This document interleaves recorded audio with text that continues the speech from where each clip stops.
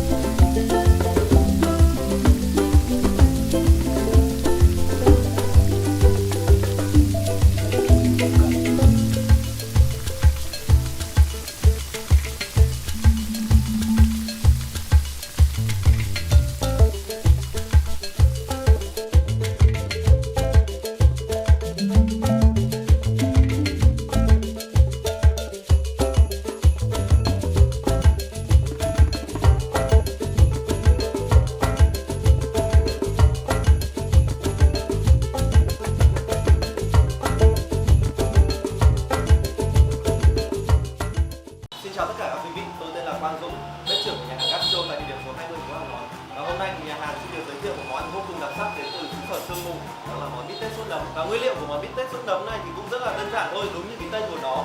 Đó là thứ nhất là chúng ta cần một miếng nạc lưng bò Úc, các loại nấm dại và một chút hành, một chút ngò và các loại gia vị như mù tạt, muối, tiêu, kem và nước dùng.